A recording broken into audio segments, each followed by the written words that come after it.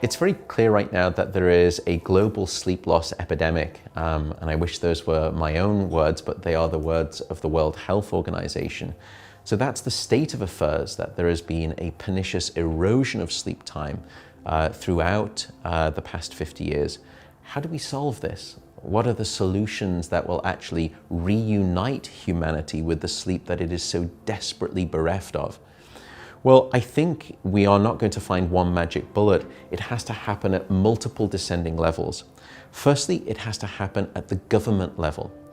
I cannot remember the last time that any first world nation had a public health campaign regarding sleep.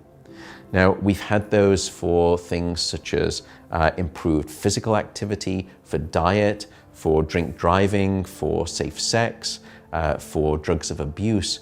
But where is that public health message, that public service announcement for sleep? And I would be delighted to work with any first world government to try and implement that type of a public health policy and branding. Next step down, we have to think about sleep education within the medical system. If you go into your doctor's surgery or you go into hospitals, around you, you will see these posters that tell you about better eating, how to lower your blood pressure, how to avoid the flu during flu season. But there is no message board, there is no communication of the 5 or 6 steps to better sleep, or the 10 ways in which that sleep will keep you healthy. And we should have that. And part of the reason is because our doctors are so poorly educated in sleep. It's not their fault.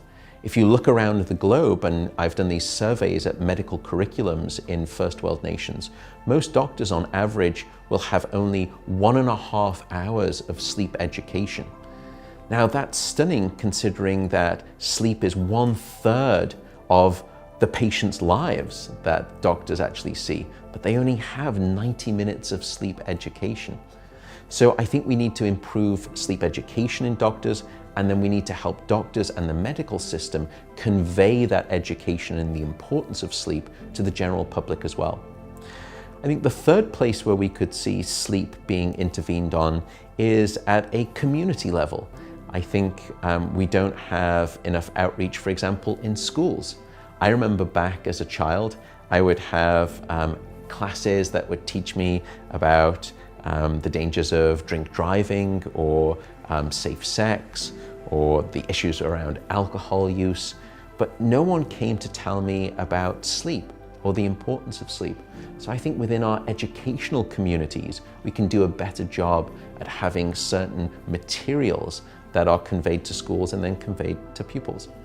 And then finally, I think it has to happen at the individual level. I think there is a movement right now where people, or some people at least, can feel maybe a little bit proud of how little sleep that they're getting. We almost wear it like a badge of honor on our arms.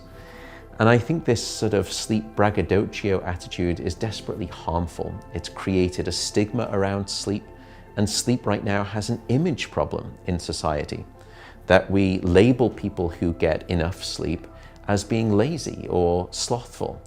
And we need to abandon that notion, and we need to let go of this idea that sleep is something to be ashamed of. Instead, I think we need to celebrate and embrace this thing called sleep.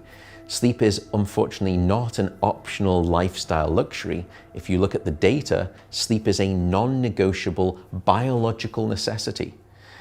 It is Mother Nature's best effort yet at immortality.